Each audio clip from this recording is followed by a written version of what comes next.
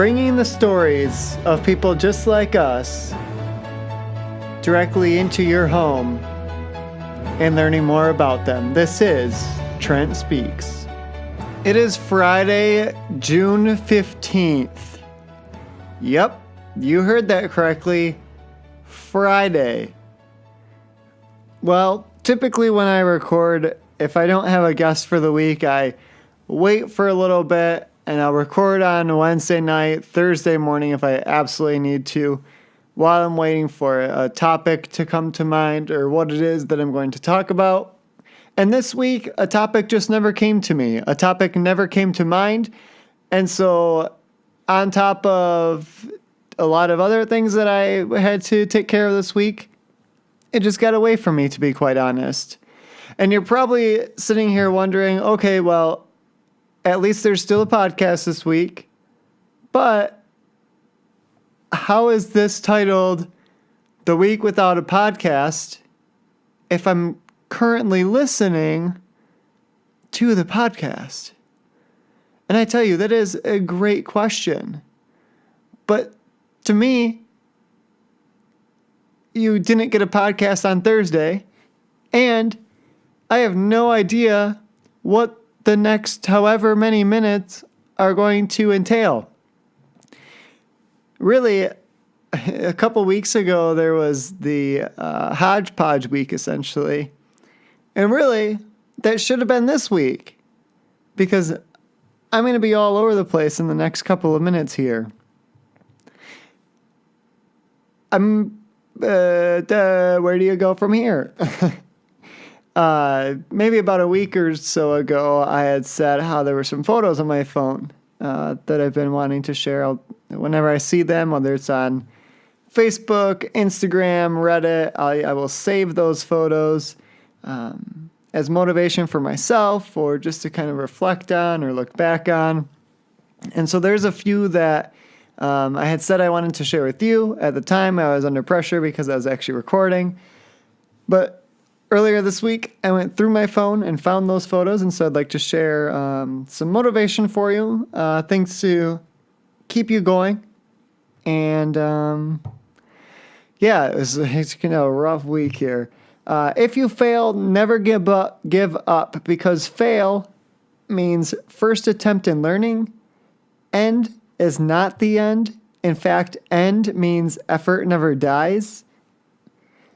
If you get no as an answer, remember no means next opportunity.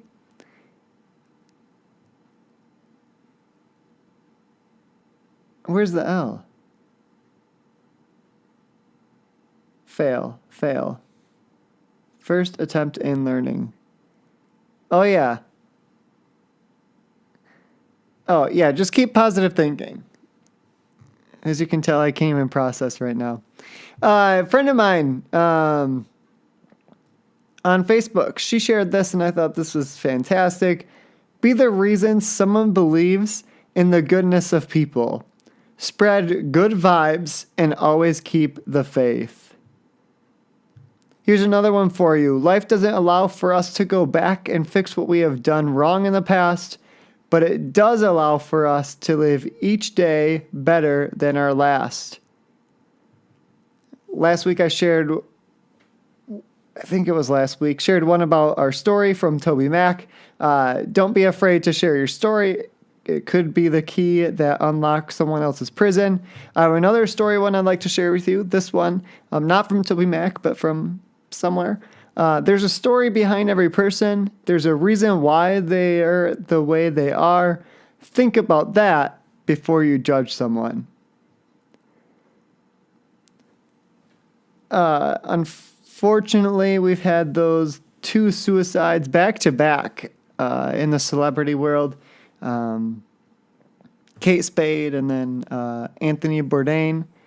So these next couple actually reflect on mental health. This one I can't tell if it does, but I'm going to read it anyway. Let them judge you. Let them misunderstand you. Let them gossip about you.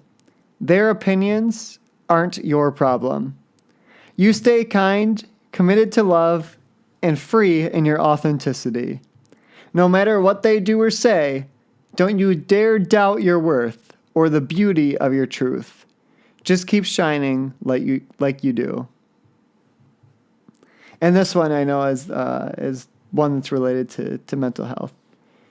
Dan Harmon, the creator of Rick and Morty, was asked on Twitter about living with depression. Here's what he said. For one, admit and accept that it's happening. Awareness is everything. We put ourselves under so much pressure to feel good. It's okay to feel bad. It might be something you're good at. Communicate it. Do not keep it secret. Own it. Like a hat or jacket. Your feelings are real. 2. Try to remind yourself over and over that feelings are real, but they aren't reality. Example, you can feel like life means nothing. True feeling, important feeling,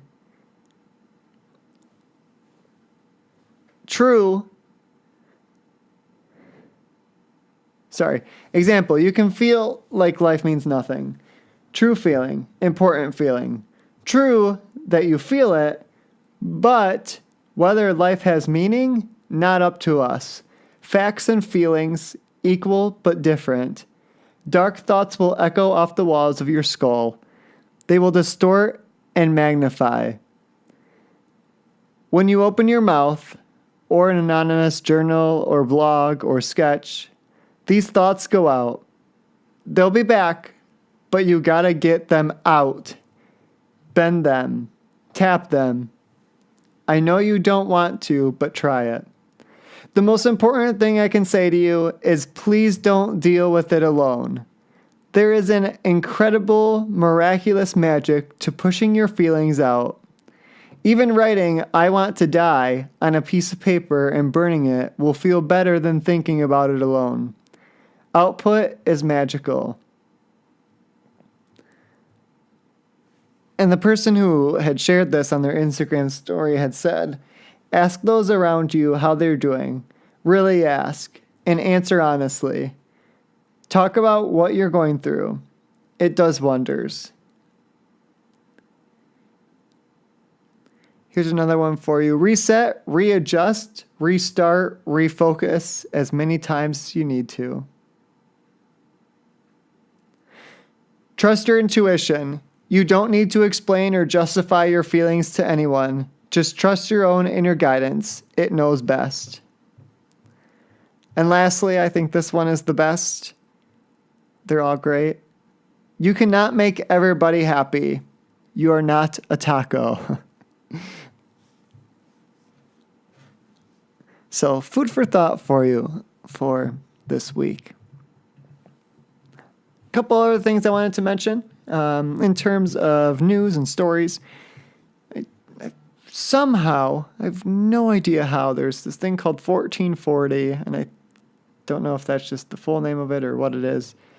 I got to subscribe to it, so I get this daily email of this random news and random facts and random things happening in the world.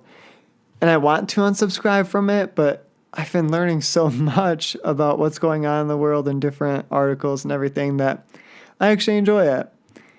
One of the articles, these next 3 articles were within there.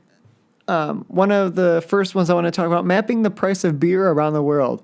So analysts at this company had gathered critical data on how much a pint of beer costs in various major cities around the world.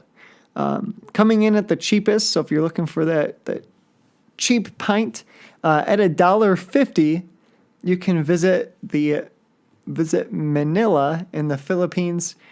Prague in the Czech Republic comes in at $1.60. And then you start to jump up a little bit. I say jump up, but to Johannesburg, you're looking at $2.20. Looking on the other end of the spectrum, though, you're probably wondering, how high does it go? Well, Dubai is probably not the place you ever want to go if you plan on drinking, nor would I really go to Oslo, Norway, or Hong Kong, China, or Singapore for that matter. $12 for a beer pint in Dubai, 10:30 in Oslo, 8:90 in Hong Kong, 8:30 in Singapore, and rounding out the top 5, Zurich, Switzerland at 7:70, which is actually tied with New York City and San Francisco. Yeah, bringing it a little bit more locally here. Like I said, New York City and San Fran, both at 770. The other one making the list was Chicago here in the United States at $5.70. And lastly, Boston, which I just see I overlooked, at $6.70. Couple more here, couple more articles. This one here was really interesting. Last week I talked about motivation. And so it was very interesting to see an article that kind of talks about why it's important for us to be motivated. After that podcast last week, I did actually, like I said, I had went to visit Leanne for the weekend, and I actually did a lot of reading. And so I was very proud of myself at how motivated I was and how much reading I was able to get through. This article talks about how there's a study by the name of this gentleman is Louis Terman. He was a Stanford University psychologist, and he was working on IQ testing back in 1921.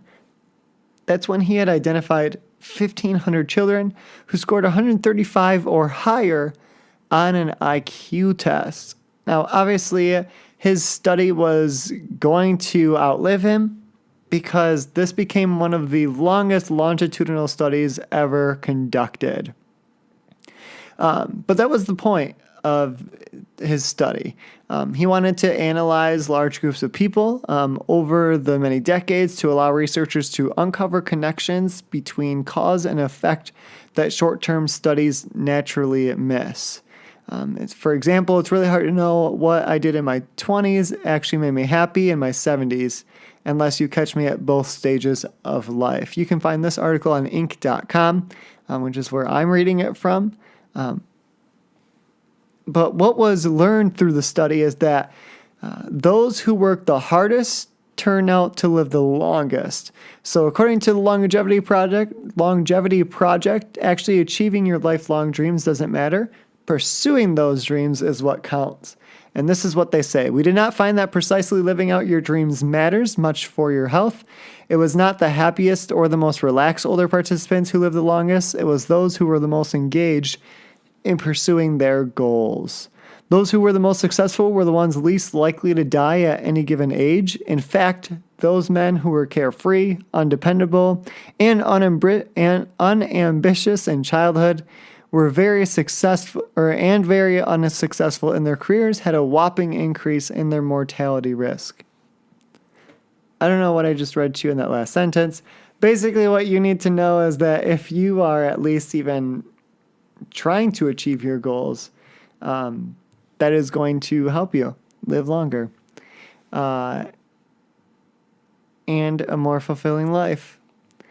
Obviously, there are other things that matter as well, such as good relationships. But yeah, that's that. Actively pursuing your goal, even if you never quite achieve it, will make your life more fulfilling, both now and when you eventually look back on a life well lived.